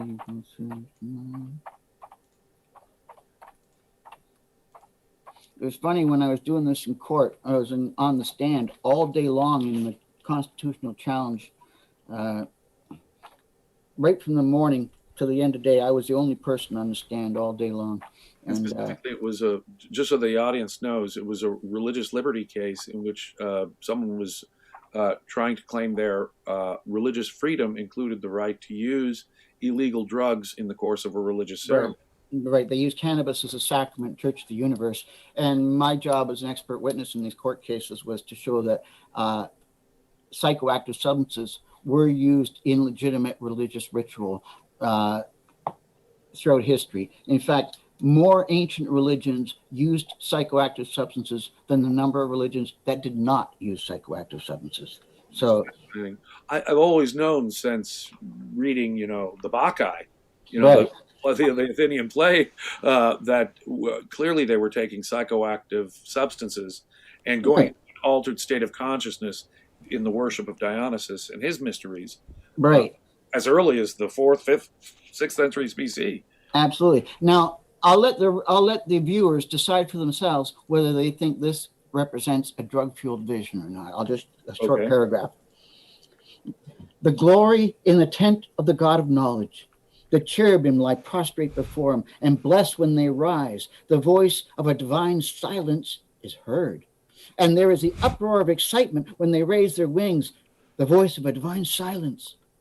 They bless the image of the throne chariot, which is above the vault of the cherubim, and they sing the splendor of the shining vault, which is beneath the seat of his glory. And when the Ophanim move forward, the holy angels go back. They emerge among the glorious wheels with likeness of fire, the spirits of the Holy of Holies. Around them, the likeness of a stream of fire like electrum, and a luminous substance with glorious colors, wonderfully intermingled, brightly combined. The spirits of the living gods move constantly with the glory of the wonderful chariots. Wow, he's having a colorful trip there. Does that sound like rabbis on drugs to you? Because it does to me. Well, it's funny too, because the whole idea of what is that Simon and Garfunkel song, "The Sounds of Silence"? Yes. It all begins with the metaphor of the sound of silence, in effect, Absolutely. right? Fascinating. Exactly. The words of the prophets start out with the sounds of silence in that song. The words of the prophets are written on the subway walls, same song. Right. It's interesting. Paul Simon was indeed a poet, indeed. So these people clearly were using drugs. And then we have the description of their Egyptian enclave that were called the Therapeutai. Right. And the description of them includes the fact that they stayed up all night consuming their psychoactive bread, and when the whole evening, they'd been up all day, and when the night was over, they'd been up all night, they still weren't tired. They went home to go and do more study. That sounds like they're on uppers to me. They sound on something. And then he describes that, Pliny describes their herb of the Therapeutai, the bread of the Therapeutai, as containing herbs. It's filled with, he said, hyssop. We were told by Josephus that these Therapeutai used minerals and herbs, but actually Pliny the Elder, who gives us a scientific compendium in his natural history, actually gives us a much better description of the sort of things they would use. Right. And they also used the phrase for it, the children's bread. So again, it fits with what Jesus was using the children's bread to do the healing, that it's a psychoactive, entheogenic bread. So now we've got the oil, topical use of it. There's a holy anointing oil. Has So the they had concentrated cannabis oil and they had edibles. and they had edibles. That's correct. Oh, they had more than that. Bring it up to 21st century language. They were the first people to have cannabis concentrates. Right. Because here they got this oil infused anointing oil. That's a concentrate, and they put the tent of meeting. They anointed the entire tent of meeting. You're going to go into a tent under the desert sun, and that tent is covered in cannabis oil. Wow. Now that sounds like a Native American medicine lodge. That's exactly. You into sort of altered state of consciousness, both through chemicals and isolation. They're the first vaporizers. Right. And so here they've got cannabis covered tent. And then what's the story? Samuel rather. Samuel slept in that tent one night, and because he had a vision because of it. Yeah. So when Moses Samuel was on a good basis with God, he could have conversations with God. Samuel, why did Samuel think he could converse with God? Right. When Moses met with God allegedly. You could tell he was meeting with God because he opened the door of Moses' tent and there's a pillar of cloud. At the doorway of Moses' tent, there was always a pillar of cloud. Is there anything that tell you in the burning bush? The burning bush, it's burning, it's holy, and yet it doesn't burn up real quick. Not consumed, right. Not consumed right away. Very interesting. All of it fits with cannabis. And the imagery when they supposedly were getting bit by snake bites, and Moses made an image supposedly right after getting commandments not to make images. Interestingly enough, right. And he makes an image which seems to be a stylized tree of life. It's a serpent on a pole. So here's this serpent on a pole, and this causes them to get healed. What is that all about? Now, we have similar healing by somebody who walked around with a pole with a serpent on it in Asclepius, the Asclepian staff, and Asclepius was known to use cannabis to do his healing. How do we know that? Greek history. And then... Is it from one of our Greek mythographers? You can look up Dr. Ruck's work and take a look at what they have on that. Also, the whole use of cannabis there is indicated by multiple directions. First of all, cannabis was the most likely tree of life imagery. It certainly was the tree of life in Babylon and Assyria, and we have examples of their imagery, and their images of the tree of life do look like stylized cannabis leaves. Cannabis would grow well in the Middle East, the semi-arid conditions. And this was a holy plant. I recommend the works of Chris Bennett on the subject of cannabis and all these ancient cultures. Chris Bennett is absolutely brilliant. In fact, I'll just we'll give a little promotion for Chris Bennett right here. Years ago, Chris Bennett wrote this book, Marijuana in Magic and Religion. That was his first work. Then he wrote an excellent book on sex, drugs, violence in the Bible. Oh, I've got to read that one. Yeah, and he discusses cannabis and that in great detail. Then he wrote Cannabis and the Soma Solution, dealing with the mystery Soma drink and the Homa drink, the Vesta and the Rig Veda. That looks and how awesome. Cannabis was the main ingredient in that. Wow. And then we know there were crude versions of even what we regard as sophisticated hallucinogenic drugs. We know that there were psilocybin mushrooms that can do much the same as LSD. We know that there were natural versions of DMT. We know that nutmeg contains the original components of what eventually can become MDMA or ecstasy. So by using these kind of chemicals themselves, they could basically induce hallucinogenic states. Absolutely. Especially, and add concentrated cannabis to it, it would be three sheets to the wind. Absolutely. Then you got to add, they knew about ephedra, they knew, which is source of ephedrine. They knew about mandrake. They had a long list of entheogenic substances. We do have good evidence. I do know this, that we have good evidence both from Pliny the Elder, but also from the Asclepiads, that they knew all about opioids, Absolutely. the tears of the poppy, that could be such a miracle relief for pain. Yes. In fact, when they made their containers for their poppy substances, yeah, they made the containers look like an upside down poppy. Yeah. So similarly, in Peru, storage jars for coca has coca leaf designs all over the jars. Cocaine is a well-known local analgesic. Localized use of cocaine can numb a whole area. But absolutely. Doctors use derivatives. Dentists use derivatives of that all the time, right? Absolutely. And cannabis was used they used hemp rope to make impressions on the clay pottery that they used, and this became a whole kind of pottery called corded ware pottery. And this was used for, and we found samples of the pottery with cannabis contained in it. By the way, I don't know if you're familiar with the Bactria Margiana archaeological complex when it comes to the subject of Homa and Soma.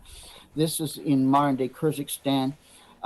They've unearthed gigantic temples that had to have served a large area, because they had temple areas that were the sizes of multiple football fields. So we're talking enormous temples. Yeah. We're going back 6,000 BC, and we have the remains of cannabis in their storage jars in their white rooms where they had made the Homa drink. There were two types of Homa. Both types were made of cannabis, 90% cannabis in both types, but it was 90% cannabis and 10% ephedra in one type, and 9% cannabis and 10% opium in the other. So humans all over the world, since we have evidence that there were humans, have been using natural analgesics, but not just as analgesics, but to induce religious experiences. Yes, and they also did it for recreational purposes, totally non-religious purposes, just for fun, just like we do. For example, the drink ganja is a cannabis drink that is consumed for religious purposes as well as for recreational purposes. And it says in Ezekiel that that Israel imported ganja. The Hebrew word is panag. And Dr. Raphael Mechulam at Hebrew University noted quite correctly that in transliteration from one culture to another, B and P often get interchanged.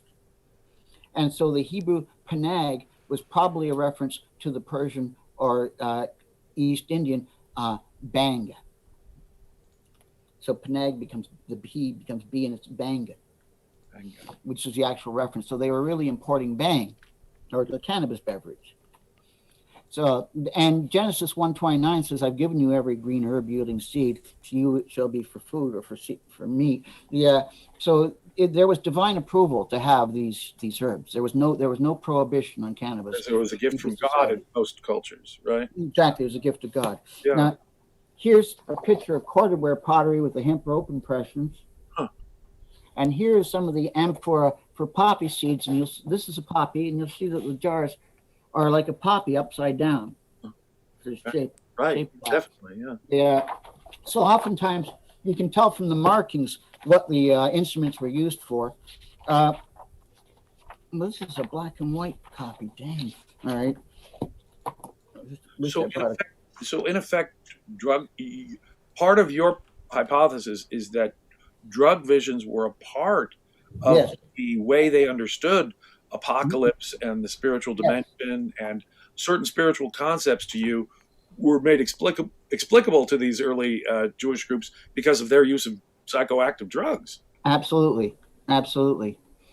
And one can see how use of cannabis would fit completely in the kind of desert enclave they were in. It would make life far more bearable for them. Oh, So, yeah.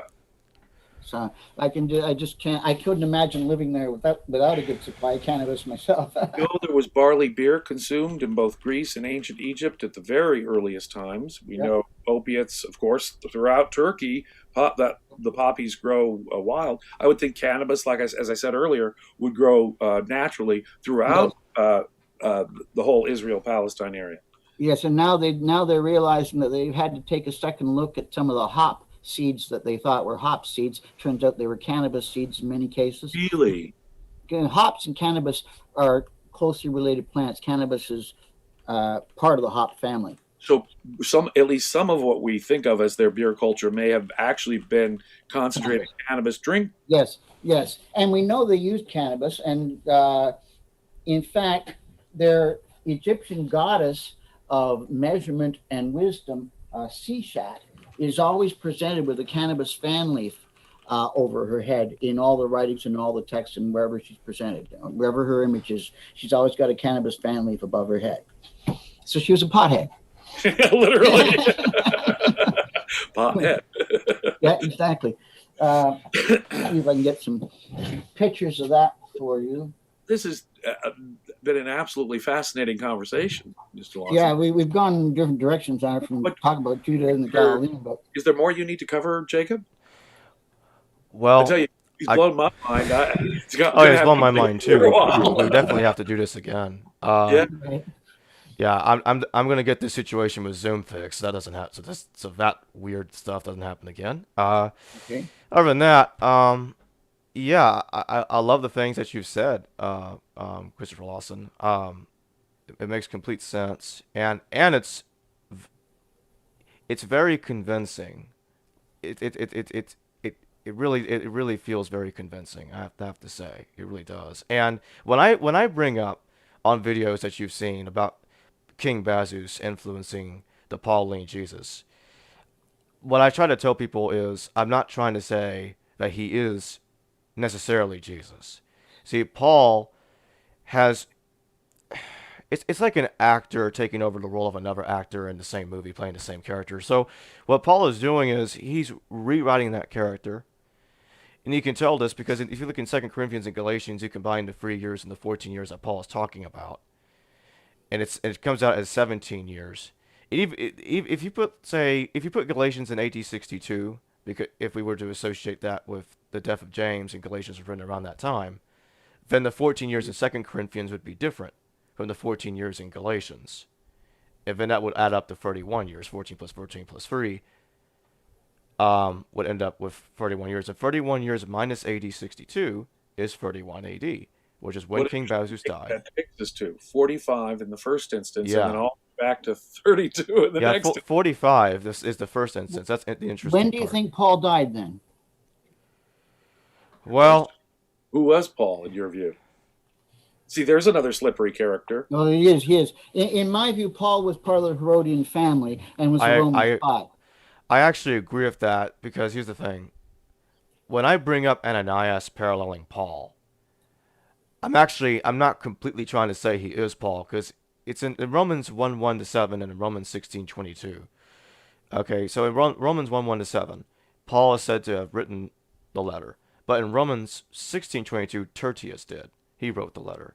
Right. In my view, it's because Tertius and Paul are actually the same person, and what's happening in Romans is he's tap dancing around the identity. Because Paul's pretending to be his own amanuensis, and he's just yes, and if we look in Galatians, he's arguing with Cephas, whom we all know is Simon Peter, and he argues with James.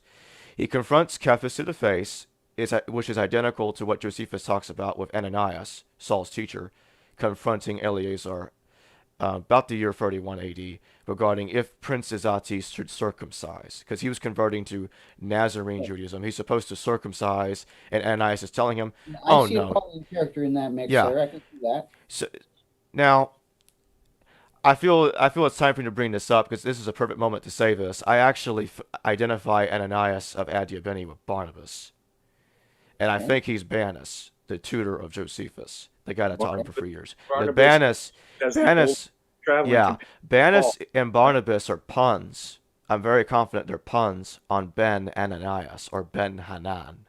So it's a pun on that, son of Now, Josephus Ananias. would have been very, very young then, because uh, I, I, I don't know. There's anachronistic issues here. No, not. Hold on. Josephus said that he was born in 37 CE, basically. Yes. Right. But Banus taught him from 53 to 56 CE.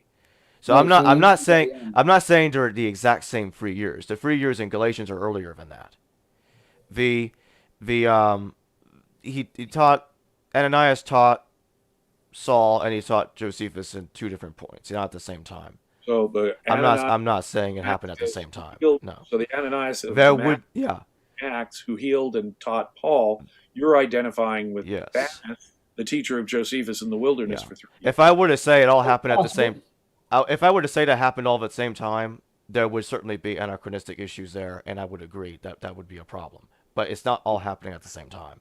Setting that aside, the one thing I think the one thing that's more certain about it, the more certain aspect of it that I have is that Ananias of Adiabene, just like Eisenman says, is Ananias of Damascus, and that Saul the Herodian showing up after the death of James and the way he does in Antiquities is similar to the Paul and Stephen scenario in Acts. We all know that. If Ananias, as Yeah. Josephus tells us, was teaching you don't have to get circumcised, that is, of course, the key doctrine that Paul is really arguing for in the authentic letters. And if Ananias of Adiabene, who's saying you don't have to be circumcised to these converts, is doing it, then presumably his key issues would be, to what extent can foreigners be converted into the house of Israel? And is circumcision really necessary? Well, those are the two central specific issues that the original Pauline letters are concerned with. The other thing that might be different there at Adiabene is their Christology, because they have now a Jewish king there, and he's going to need some kind of messianic king ideology. And that's the reason why the doctrine of Adi has the same Hanan. He's called a Hanan the Liberian. According to the doctrine of Adi, it's a 2nd century forgery. But what's interesting about it, though, what's weird about it, is it has Hanan, the same guy that kills James, the same guy that was confronting Eleazar, as the Liberian at Edessa. And then Moses of Corinth, who was very late, like 5th century, something like that. What's strange about Moses of Corinth, though, is he mentions him as Ananan, whom killed Adi, the disciple, or apostle. I think it was disciple. And Adi told Ananan that you are preaching a pagan religion. I will not serve you. And Ananan gets pissed and he kills him. And the way it's narrated in Moses of Corinth resembles the way Saul approved of Stephen's killing in Acts, and the way that Josephus tells us about Ananias killing James. It's like Adi and Stephen are puns on James. So I have a problem with it in this way, and that is that makes Paul survive after James. And I don't think it worked that way. I think James out-survived Paul. Because why do you say that? Because of the nature of the Pauline corpus. There had to be a period of time when Paul fell out of favor and James' group gained dominance before Paul's group took superiority again after James was gone. Well, and that now SGF Brandon concurs with, in fact, I'm taking his view. Right. Brandon said this first. Brandon suggests that Paul was dead by about 55 CE. And that makes sense. And he says that's the point at which the Pauline corpus went downhill. And James and his cohorts went through all the churches in Asia Minor, putting Paul down and getting them into place as good Jews. Actually, and that's when Paul's writings fell apart, when James died in 62 CE, that oversight was gone, and by 70 CE, the entire sect was wiped out, and that left the Asia Minor churches free to gather up the Pauline epistles and put them back together again. 2 Corinthians is made up of 3 separate epistles that have been stitched together. You gave me an idea there. That might explain the Paul and Tertius switchover in Romans. Sure. Because and at that stage, Paul may be associated with someone by the else. way, if you think about it in a way, if that's the way it took place, all I would have to do is adjust what I'm saying to Tertius took over as Paul. Right. And everything else I'm saying doesn't contradict you. All the heroic.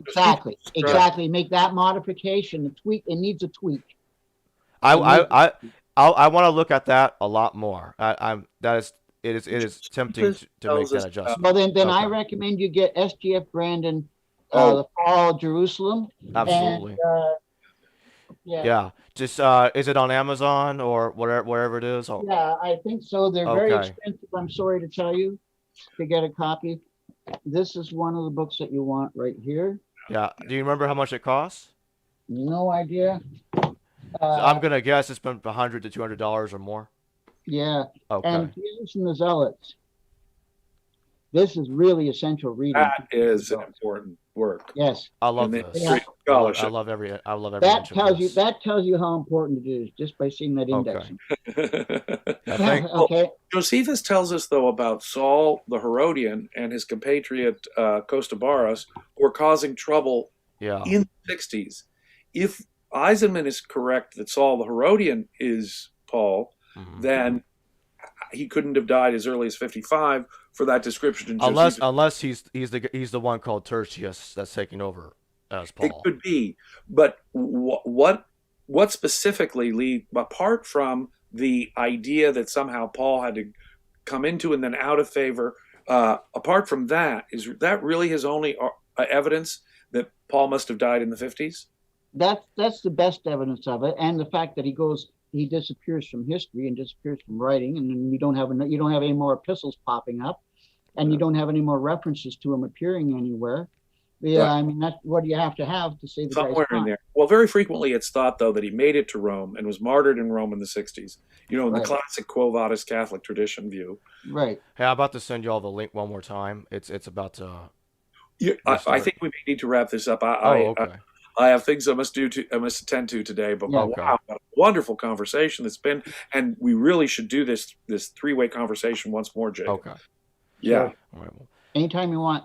Thank you guys very much. Thank you. We could do this 100 times and not exhaust the subject. Exactly. That sounds great. All right, everyone. Thank you all for watching, and until next time, I'm Jacob Berman. Don't forget to like and subscribe. All right.